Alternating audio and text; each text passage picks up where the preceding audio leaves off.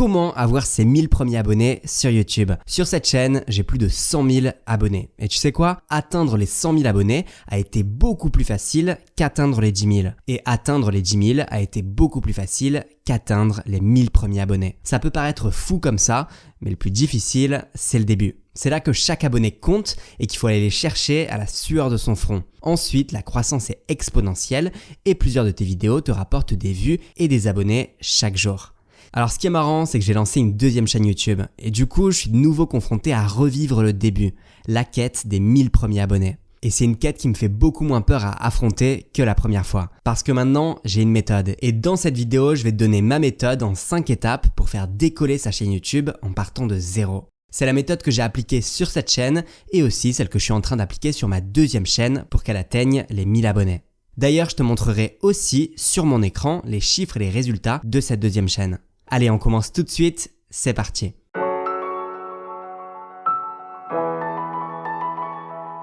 Alors la première étape, c'est de garder sa chaîne secrète. Je sais, ça peut paraître un peu bizarre au début, là où normalement on te dit de partager un maximum ta chaîne YouTube, que ce soit à ta famille, à tes amis, de vouloir du coup la garder secrète et de pas la partager à ce cercle d'amis que tu peux avoir. Pourquoi c'est une erreur de partager à ses amis et à sa famille?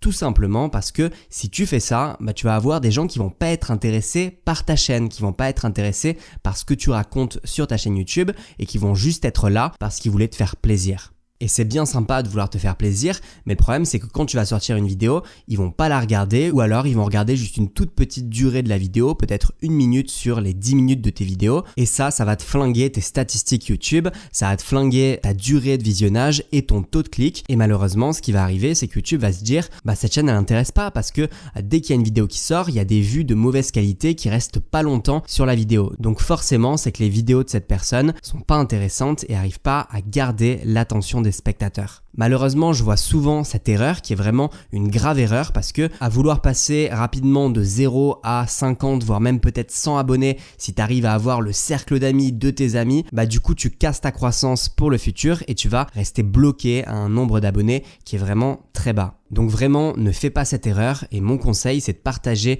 ta chaîne à des personnes qui vont être intéressées par ce que tu racontes. Mieux vaut avoir 10 abonnés qui sont intéressés par ta thématique qu'avoir 100 abonnés qui sont ta famille, tes amis, qui malheureusement ne regarderont jamais tes vidéos ou très peu. Et dis-toi vraiment qu'il faut donner les bons éléments à l'algorithme et que c'est toujours mieux d'avoir juste 10 vues sur ces vidéos, mais des vues de qualité avec une super bonne durée de visionnage et un bon taux de clic, qu'avoir des abonnés qui ne sont pas intéressés par ce que tu racontes. La deuxième étape, c'est de chercher les bons sujets de vidéos sur YouTube. Pour ce faire, je te conseille de chercher les mots-clés qui intéressent directement sur YouTube avec une petite extension qui s'appelle TubeBuddy. Je te mettrai du coup le lien de cette extension directement dans la description de cette vidéo. Et tu vois que dès que tu fais une recherche, par exemple, apprendre à jouer du piano, tu vois que tu as le volume total de recherche, tu as un score qui s'affiche, tu as les recherches par mois. Donc là, on te dit qu'il y a 8000 recherches sur ce sujet-là. Et tu vois aussi la compétition, est-ce qu'il y a beaucoup de compétition sur ces mots-clés ou pas? Ce qui est intéressant aussi avec ce petit bouton, c'est que quand tu appuies, tu peux voir les tags qui ont été utilisés par les vidéos qui ont bien fonctionné sur ce sujet-là. Là, tu vois 3,9 millions de vues et les tags qu'il a pu utiliser, ça peut vraiment te donner des idées. Il faut vraiment s'intéresser à ce que les gens recherchent actuellement sur YouTube, sur Google, sur Internet de façon plus générale parce que ça peut aussi jouer avec l'actualité, tu peux aussi jouer sur ce facteur-là. Et puis en sachant ce que les gens recherchent, tu peux référencer tes vidéos et ainsi attirer du trafic et des vues chaque mois. Alors bien sûr, si tu commences, et c'est sûrement ton cas, tu peux pas te positionner sur des mots-clés qui sont très généralistes. Là, tu le vois avec ce score que le score est très très bas, 28 sur 100 avec ces mots-clés parce que du coup, c'est des mots-clés qui sont très concurrentiels. Tu le vois, il y a beaucoup de compétition et du coup, on n'a pas forcément un bon score. Ce qui peut être intéressant, c'est tout simplement d'aller un petit peu plus loin dans les mots-clés. On appelle ça des recherches de longue traîne. Là, tu vois, si j'ajoute débutant ou alors seul, par exemple, j'ai appuyé sur apprendre à jouer du piano seul et tu peux voir que du coup, c'est beaucoup plus intéressant parce qu'il y a une compétition qui est beaucoup plus intéressante. En fait, il y a tout simplement moins de compétition et il y a un volume de recherche qui est quand même assez satisfaisant, qui est même très très bon. Ça te permet de quand même te positionner sur des mots-clés, même si tu as une toute petite chaîne, et mieux vaut avoir une bonne part d'un petit gâteau que aucune part du tout d'un très gros gâteau. Ça sert à rien vraiment de se positionner sur des mots-clés où tu pourras pas, c'est mort, parce qu'il y a des trop grosses chaînes qui sont sur ces mots-clés, pour l'instant en tout cas. TubeBuddy, c'est super bien fait pour ça parce que ça prend tout simplement en compte la puissance de ta chaîne, la thématique de ta chaîne, combien de vidéos tu as fait sur cette thématique, et ça donne un score qui est vraiment personnalisé pour ta chaîne. Alors pas ce score exactement ici, mais c'est si je clique ici pour Weighted, je pourrais voir en gros Unweighted, c'est pas personnalisé pour ta chaîne, c'est généraliste, et Weighted, c'est vraiment pour ta chaîne. Regarde, je te montre un exemple sur apprendre à jouer du piano. En Unweighted, je suis à 35 sur 100 et en Weighted, je suis encore moins, 26 sur 100, tout simplement parce que ma chaîne n'est pas du tout sur la thématique de la musique, pas du tout sur la thématique du piano. C'est pour ça que du coup, j'ai un score qui est vraiment bas. Donc c'est intéressant de voir ça, notamment si tu as envie de faire des vidéos sur une thématique un peu différente de ce que tu faisais d'habitude. Ça te permet de voir avant de créer une vidéo si ça vaut le coup de la créer, et visuellement, c'est plus facile de se référer à ce petit visuel qui est vraiment intéressant. Là, tu vois, specific to your channel, donc vraiment, c'est par rapport à ta chaîne. Donc je reprends l'exemple de tout à l'heure, imaginons que tu as trouvé un bon sujet de vidéo et que tu es maintenant prêt à la créer. On va passer du coup à la troisième étape qui est tout simplement de rendre sa vidéo cliquable. Alors c'est génial, tu as trouvé un bon sujet de vidéo, mais maintenant c'est pas suffisant, il va falloir que les gens cliquent sur ta vidéo. Alors pour ça, je vais te montrer les statistiques de ma nouvelle chaîne, et du coup j'ai fait une vidéo qui commence à décoller, je vais te montrer ça juste après, mais juste avant, dans les analytics de YouTube, tu peux aller dans couverture et tu as accès du coup à cet entonnoir. Cet entonnoir, il est super important tout simplement parce que ça va te permettre de bien comprendre toutes les étapes et pourquoi c'est important de les respecter. Donc en haut de l'entonnoir, on a les impressions. Donc ça, c'était ce que je te disais juste avant avec le volume de recherche. C'est important de choisir un sujet de vidéo qui va intéresser les gens, soit parce qu'ils vont le rechercher, soit parce que on va leur recommander cette vidéo. Comme ça, tu vas pouvoir avoir des impressions. Des impressions, c'est tout simplement ta vidéo va passer devant les yeux des potentiels spectateurs, et puis ensuite, du coup, il va falloir que les gens cliquent sur ta vidéo. Le taux de clic, il est super important pour l'algorithme YouTube, tout simplement parce que si ton taux de clic est extrêmement faible, pour lui, ça vaut pas le coup de montrer ta vidéo à plein de gens, de faire rentrer plein de gens dans l'entonnoir si ça bloque directement à cette étape. Pour la métaphore, c'est un peu comme si tu avais un seau d'eau et que si tu as un taux de clic qui est extrêmement faible, du coup, ton seau d'eau, il est percé de partout. Et du coup, pourquoi YouTube t'offrirait des impressions?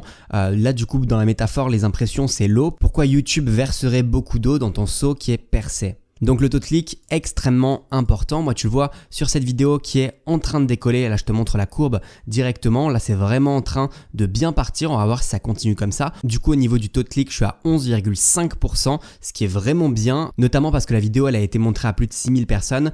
Et parfois, et c'est peut-être ton cas, tu peux avoir un taux de clic qui est extrêmement élevé, mais si ta vidéo a que 50 vues, par exemple, c'est pas un nombre suffisant de vues, c'est pas représentatif, et du coup, ton taux de clic, il va être un petit peu faussé. Donc du coup, la troisième étape, c'était le taux de clic, essayer d'avoir le taux de clic le plus élevé possible. Ça se joue notamment sur ta miniature, essayer d'avoir la meilleure miniature possible, et aussi sur le sujet de vidéo que tu peux choisir, parce que si tu choisis le bon sujet de vidéo, potentiellement, ça a plus de chances d'emmener plus de clics. La quatrième étape, c'est tout simplement de garder l'attention des spectateurs le plus longtemps possible sur tes vidéos. Donc on revient à l'entonnoir, tu vois, après avoir un taux de clic de 11,4%, ça m'a fait 700 vues. Du coup, comme je t'avais dit, il y a un bon taux de clic, mais il faut aussi que sur ces 700 vues, les personnes soient restées longtemps et étaient captivées par la vidéo. Donc ça se traduit sur la durée moyenne de visionnage. Moi, tu peux voir que sur cette vidéo, je suis à 6 minutes 21, ce qui est d'expérience vraiment un bon score. Et du coup, à la toute fin de cet entonnoir, tu as la durée de visionnage impression. C'est en fin de compte combien d'impressions YouTube te donne, parce que ça c'est vraiment offert, hein. YouTube te fait pas payer pour montrer tes vidéos aux spectateurs, mais du coup de ton côté il faut créer de bonnes vidéos qui soient cliquables, qui soient captivantes, qui en fin de compte rapportent de l'argent à YouTube. C'est comme ça, c'est donnant-donnant. On te donne du trafic gratuit, ce qui est incroyable. YouTube, c'est une des seules plateformes qui gratuitement t'offre une communauté si t'es bon et si tu fais de bonnes vidéos. Mais du coup, comme je te l'ai dit, c'est le jeu, il va falloir être bon. Alors comme tu le vois sur cette courbe, j'ai vraiment respecté la première règle que je t'ai dit au début de cette vidéo. J'ai pas du tout partagé cette vidéo à mes amis, à ma famille. C'est vraiment resté secret. Et en fin de compte, les personnes qui ont vu cette vidéo dès le début ont vraiment été intéressées par cette vidéo. Et certes, ça a pris du temps et ça faisait pas beaucoup de vues au début, mais du coup, j'ai eu de super bonnes statistiques, notamment sur le taux de clic et la durée de visionnage, ce qui est le plus important. Et tu peux le voir sur les tops des sources de trafic. En fin de compte, fonctionnalité de navigation, c'est vraiment YouTube qui m'a donné tout ça, hein, 92,1%. Et tu le vois juste là. 86,4% suite aux recommandations de votre contenu par YouTube. C'est-à-dire que vraiment, c'est YouTube lui-même qui recommande ma vidéo, qui fait qu'elle est en train de décoller. Et c'est grâce à YouTube, hein, c'est vraiment pas ni mes amis, ni ma famille, ni le fait que je paye des publicités pour que ma vidéo soit vue. C'est vraiment YouTube qui la met en avant. Et tu peux aussi voir ici que YouTube lui-même te dit que pour accroître la probabilité que YouTube suggère vos vidéos, ce que YouTube du coup fait, augmenter votre taux de clic et la durée de visionnage de vos vidéos. Donc vraiment, ton job, et c'est le job du coup que j'ai fait sur cette vidéo, c'est d'avoir un bon taux de clic et une bonne durée de visionnage pour que YouTube décide de mettre plein de spectateurs en haut de cet entonnoir. Enfin, je te montre ici les spectateurs uniques. Tu vois que 98% sont des non-abonnés. Donc, c'est vraiment plein de spectateurs qui sont nouveaux. Et moi, je serais pas étonné que cette vidéo continue sa montée fulgurante. Là, pour l'instant, elle est à 1229 vues, ce qui est pas énorme, bien entendu. Mais si elle continue à monter de façon exponentielle, c'est pas déconnant qu'elle arrive à atteindre les 10 000 vues très bientôt.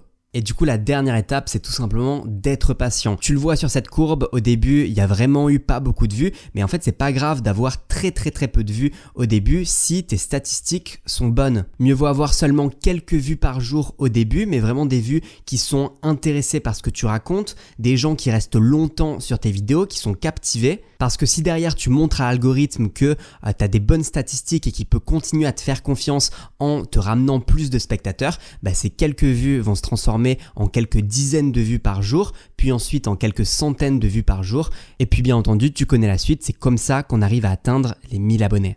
Alors cette deuxième chaîne, je la garde secrète, je te montre toutes les statistiques, les chiffres, mais je te donne pas le nom, tout simplement déjà parce que j'ai pas envie de flinguer mes statistiques, et en plus de ça parce que c'est un défi personnel que de réussir à créer une deuxième chaîne et de repartir vraiment de zéro, comme si j'étais vraiment débutant, et sans faire levier sur ma communauté actuelle. Ça serait bien trop facile de dire sur cette chaîne, allez vous abonner à la deuxième, et du coup ça serait tout simplement pas marrant. Cette chaîne, j'en parlerai et je la dévoilerai quand j'aurai atteint les 10 000 abonnés tout seul comme un grand, sans ma communauté actuelle, et je t'en parlerai directement en vidéo. Si tu as envie d'aller plus loin, j'ai une formation gratuite que tu peux suivre qui s'appelle Comment réussir sur YouTube. Le lien est disponible dans la description de cette vidéo. Je t'enverrai sur ta boîte mail un audio par jour pour t'aider à décoller sur YouTube. La deuxième chose, c'est tout simplement que j'ai ouvert un canal Telegram où tu peux voir toutes les coulisses et je donne plein de conseils additionnels au jour le jour. Le lien est aussi disponible dans la description. Et moi, je te dis à bientôt pour une prochaine vidéo.